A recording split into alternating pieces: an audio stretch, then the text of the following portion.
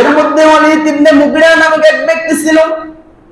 ওয়ালিদ ইবনে মুগিরা আল্লাহর নবী সাল্লাল্লাহু আলাইহি সাল্লাম যখনই বললেন ইয়া আইয়ুহান নাস, হে মানুষেরা, কুলু লা ইলাহা ইল্লাল্লাহ তুফলিহুন, তোমরা এই ঈমান গ্রহণ করো, এই কালিমা পরিধান করো, কালিমা পড়ো। যখন এরকম ভাবে দাওয়াত দিতেছেন, বারবার করে ওয়ালিদ ইবনে মুগিরা সে বাধা প্রদান করতেছেন, বাধা দিতেছেন। সাথে সাথে যেখানে আল্লাহর নবী যায় সেটাও সেখানে যায় বলে কেউ তার কথা শুনবে না, কেউ মুহাম্মদের কথা শুনবে না। আল্লাহর নবী অনেক কষ্ট পাইলেন। অনেক কষ্ট পাওয়ার পরে বসে রইলেন। মনে করেন উদাহরণস্বরূপ বলতেছি, আপনি একটা ব্যবসা করতেছেন, ব্যবসার মধ্যে বারবার লস খাইতেছেন, আপনার মনটা খারাপ হবে না? অবশ্যই খারাপ হবে। তো সেরকম ভাবে আল্লাহর নবী বসে রয়েছেন, কষ্ট কারণে বসে রয়েছেন। আর আল্লাহর কি হুকুম, আল্লাহ তাআলা বন্ধুকে সর্ব অবস্থায় সাপোর্ট দিয়েছেন, সর্ব অবস্থায় সান্ত্বনা দিয়েছেন। যেরকম ভাবে ছোট ছেলে কান্না করলে বলতেছে বাবা তাকে দোয়ায়, তোমাকে কে মেরেছে, কে তোমাকে কষ্ট দিয়েছে, এরকম ভাবে সান্ত্বনা দেয় না, কান্না করিও না, এরকম ভাবে সান্ত্বনা দেয়। তো আল্লাহ তাআলা যে জায়গায় কাফেরেরা তাকে কটূক্তি করেছে, যেরকম আল্লাহ নবীকে বলছে লেজ কাটা, বলেন নাউজুবিল্লাহ, নির্বংশ, তো আল্লাহ তাআলা সেই জায়গায়ও আল্লাহ নবীকে সান্ত্বনা দিয়েছেন, আপনি লেজ কাটা নাই, লেজ কাটা তো যে বলছে সেই নির্বংশ, সান্ত্বনা দিয়েছেন। সূরা কাউসারের মধ্যে এটা পরিপূর্ণ একটা ব্যাখ্যা করছেন এবং সান্ত্বনা দিয়েছেন, কাউসার, হে নবী আপনাকে আমি কাউসার দান করলাম, আপনি কষ্ট পাবেন না। কাফেররা বিভিন্ন প্রকার বলবে, আপনি কষ্ট নিয়েন না।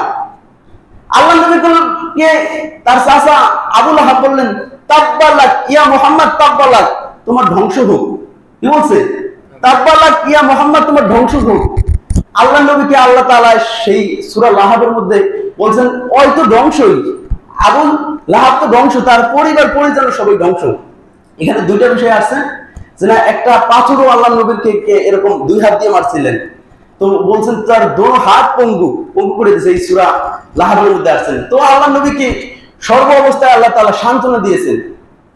এরকম ভাবে যখনই আল্লাহ নবী সাল্লাল্লাহু আলাইহি সাল্লাম যেইখানে যান, সামনে যান, পিছনে যান, উত্তরে যান, দক্ষিণে যান, পূর্বে যান, পশ্চিমে যান, যেখানেই দাওয়াতের কাজ দিয়ে যান, সেইখানেই ওয়ালিদ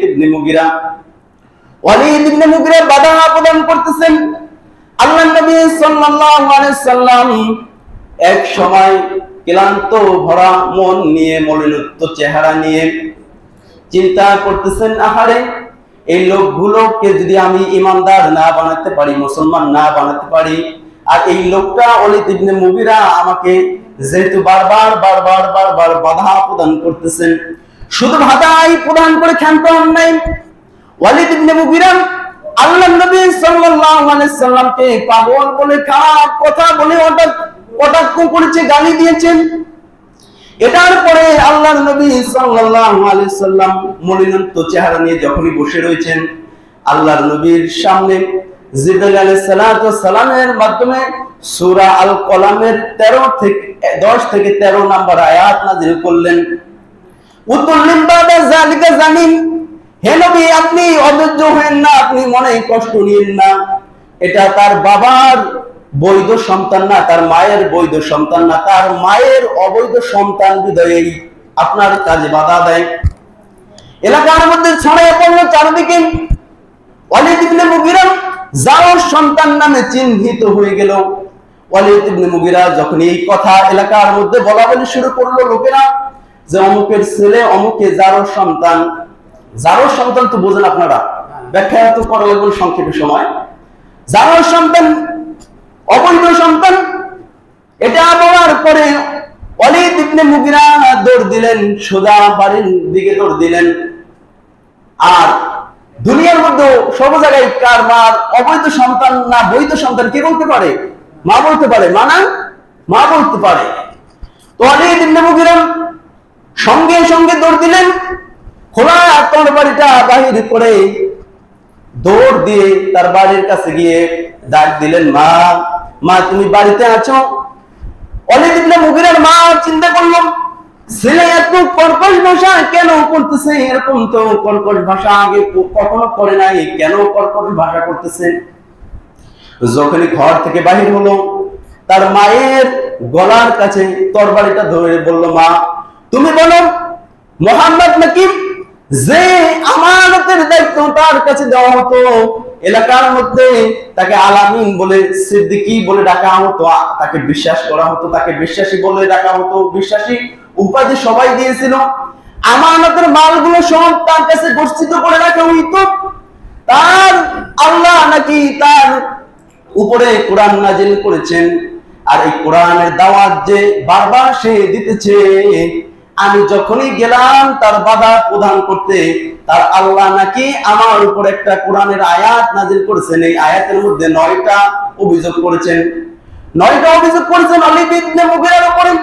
উদ্দুল্লিন বাদা যালিকা জানিন, সে হচ্ছে আমানতের খেয়ানতকারী, লানত প্রাপ্ত, দুশ্চরিত্র, মিথ্যাবাদী, লম্পট, এরকম ভাবে 9টা অভিযোগ করেছেন।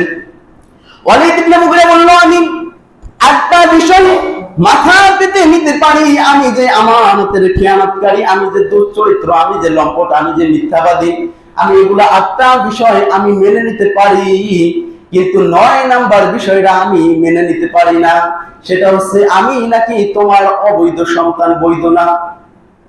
তার মাকে বললো, যদি তুমি সত্যি কথা বলো তাহলে তোমাকে আমি ছেড়ে দিব, আর যদি তুমি মিথ্যার আশ্রয় নাও, মিথ্যার কথা বলো, তাহলে এই তরবারি দিয়ে তোমার কল্লাকে আমি দুখণ্ডিত করে ফেলবো, তোমার শরীর থেকে গর্দান নামিয়ে ফেলবো।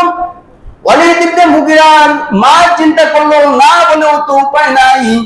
তার মা সোজা বলে দিল, বাবা তোমার বাবা ছিল বড় ব্যবসায়ী, ছিল দূরে চলে গেল, অনেক দূরে ব্যবসায়ী কাজের জন্য 6 বছর 7 বছর অপেক্ষা করতে হতো, অনেক দূরে চলে গেল।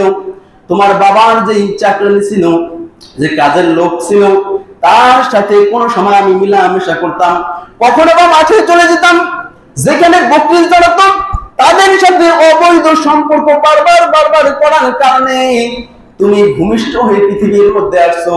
মুহাম্মদ যে কথা বলেছে সে সত্যই বলেছে, তুমি হইল অবৈধ সন্তান, তুমি কি অবৈধ সন্তান। এখনো দুনিয়ার মধ্যে যারা কোরআনের তাফসীর করতে বাধা দেয়, যারা মসজিদ করতে বাধা প্রদান করে,